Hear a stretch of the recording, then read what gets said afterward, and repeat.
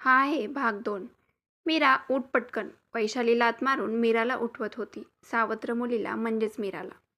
ती रोज याप्रमाणेच उठवायची. मीराचे बाबा रोज सकाळी कामावर गेल्यावर वैशाली मीराला खूप त्रास द्यायची. वैशाली म्हणजेच मीराची आई. घरातील सगळी कामं ती मीराकडून करून घेत असायची. अगं मिरे, उठ पटकन. दिवस डोक्यावर आला तशी घोड्यासारखी झोपून राहिलीस. काम कोण, तुझा बाप करेल का? वैशाली मोठ्या मोठ्याने बोलत होती. मीरा मात्र खूप शांत होती. हो आई, उठते मी. भांडे घासून घे तेवढे. हो आई, घासते, असं म्हणत मीरा भांडे घासायला लागते. मीरा सगळी कामावरून आता शाळेमध्ये जायला तयार होते. असेच तिचे हालाकीचे दिवस चालू होते. रोज उठून घरातली कामं करायची आणि मग शाळेला जात असायची. असे करता करता 2 वर्ष निघून गेले. मीरा आता 12वी पास झाली. ते पण चांगल्या मार्काने. उच्च शिक्षण चांगले घ्यायचे होते. पण वैशालीच्या मनात काही वेगळंच होतं. वैशालीच्या नात्यातलं एक स्थळ होतं. त्याच्याशी मीराचं लग्न लावायचं तिच्या डोक्यामध्ये होतं. वैशालीला आता 5वा महिना चालू होता. वैशाली ही मीराची दुसरी आई. म्हणजेच मीराला आणखीन भाऊ किंवा एक बहीण येणार होतं. वैशाली प्रेग्नेंट असल्याकारणाने सगळी कामं मीरालाच करावी लागत होती. रात्री रघुनाथ म्हणजे मीराचे वडील घरी आल्यावर मीरा म्हणाली, बाबा, मला इंजिनिअरिंगला ॲडमिशन घ्यायचं आहे. त्यासाठी मी पुण्याला जाते. हे ऐकल्यावर वैशालीच्या डोक्यात सनक जाते. डोळे मोठे करून ती रघुनाथकडे बघते. बाबा, चांगले मार्क्स पण आहेत मला. पण रघुनाथ काहीच उत्तर देत नाही. तो वैशालीच्या तोंडाकडे बघून शांत बसतो. सगळं घर वैशालीने हातात घेतलेलं असतं. तेवढ्यात एंट्री होते मीराच्या आत्याची, म्हणजेच कुसुमची, जी की स्थळ घेऊन आलेली असते. ते स्थळ आहे तिच्या मोठ्या मुलाचं, विजयचं असतं, जो की काही कामधाम करत नाही. सट्टा खेळतो व त्याला व्यसनही होतं. रघु, दादा, तुमची मुलगी मी सून म्हणून करून घेईल. तसं पण तिला कुठून स्थळ येणार नाहीत, कारण तिच्या आईला जो रोग होता त्याच्याबद्दल सगळ्या गावाला माहिती आहे. पण मी सगळं स्वीकारेल. मीरा डोळे मोठे करून आत्याकडे बघते. कोणता रोग होता आत्या? काय बोलताय तुम्ही? तुझ्या आईला एड्स होता. कसा झाला, काय झाला माहीत नाही. त्यामुळेच ती जीवनाशी गेली. हे सगळं गावाला माहीत आहे, कुसुम म्हणते. तो एड्स तिला मागच्या 2 वर्षात झाला. म्हणजेच मी झाल्यावर. त्यामुळे त्याचा परिणाम माझ्यावरती काहीच नाही आहे, असं आई मला म्हणाली होती. मी अगदी निरोगी आहे. सोबत राहिल्याने कुणाला ते होत नाही, मीरा म्हणाली. हो हो, तुझ्या आईला सांगायचं आणि तुझ्या आईने सांगायचं आणि तू ऐकायचं. एवढंच होतं तर मग तिला कसा झाला? माहिती नाही, मीरा म्हणाली. हे सगळं असून पण मी तुला विजयसाठी लग्नाची मागणी घालत आहे. त्याच्यामध्ये माझं मोठंपण आहे, असं समज रघु. रघुची बोलती बंद झाली होती. हो कुसुम, मला पण वाटतंय मीराचं लग्न आता उरकलं पाहिजे. नाहीतर नंतर तिला स्थळ येणार बंद होऊन जाईल तिच्या आईमुळे, रघुनाथ म्हणाला. नाही बाबा, असं काही नाही. मला पुढे शिक्षण घ्यायचं आहे. त्यामुळे मी उद्या पुण्याला जात आहे. तिथल्या टॉप कॉलेजमध्ये माझं ॲडमिशन झालं आहे. सगळी प्रोसेस मी तुम्हाला न सांगता कंप्लीट केली आहे. नाही मीरा, आता शिक्षण काही नाही. जे झालं ते खूप झालं. आता तुझं लग्न करायचं, तेही विजयसोबत. वैशाली मीराला ओरडत बोलली.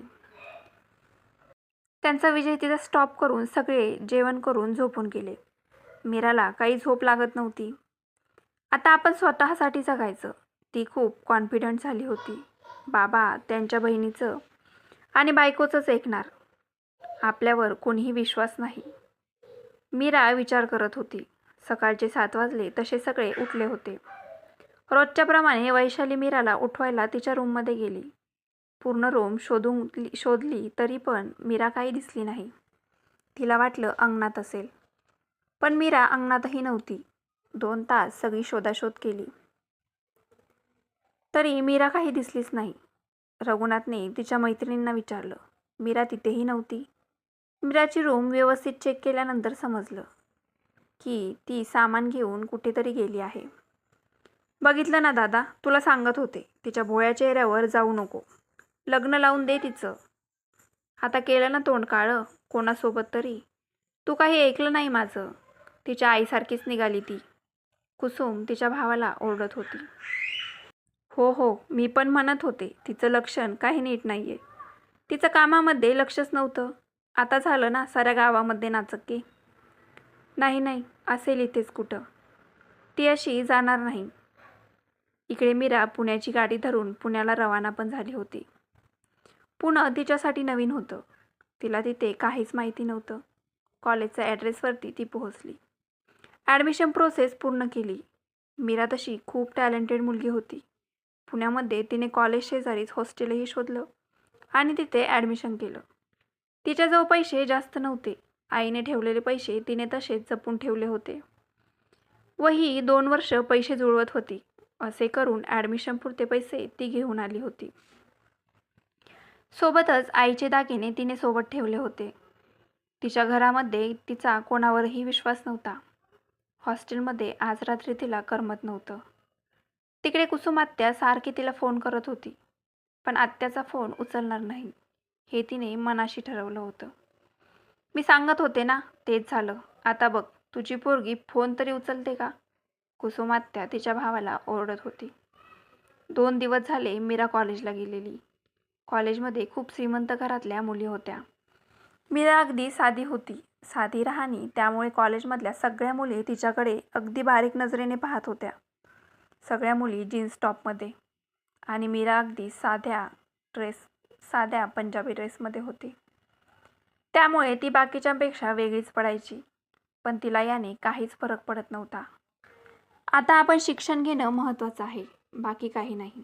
मीराच्या हॉस्टेलमध्ये तिची रूममेटमध्ये त्या दोघीच जणी रूममध्ये राहत होत्या. तिची रूममेट होती बुलबुल. या दोघी रूममध्ये राहायला सोबत असायच्या. त्या दोघींची चांगली ओळख झाली होती. बुलबुल आहे तिच्यासारखीच, त्यामुळे दोघींमध्ये चांगलं पटत होतं. बुलबुल पार्ट टाईम जॉब करत होती. बुलबुल, मला पण बघ ना जॉब. मलाही जॉब करायची इच्छा आहे आणि तशी मला गरजही खूप आहे. ठीक आहे, मी माझ्या कंपनीमध्ये विचारून बघते आज. जर असेल तर आपण दोघेही सोबत जाऊ. बुलबुल कंपनीमध्ये चौकशी करते. तर कंपनीमध्ये इंटरव्ह्यूसाठी पार्ट टाईमसाठी भरती सुरू होती. अर्जंट भरती होती. अगं मीरा, कंपनीमध्ये इंटरव्ह्यू सुरू आहेत. बुलबुल लगेच मीराला कॉल करून सांगते. रूममध्ये आल्यावर बुलबुल मीराला उद्या इंटरव्ह्यूसाठी जाऊ असं सांगते. मीराला घेऊन ती दुसऱ्या दिवशी इंटरव्ह्यूसाठी जाते. एवढी मोठी कंपनी पाहून मीराचे डोळे चक्रावून जातात. कारण असंच ना, ती जरा पहिल्यांदाच पाहत असते.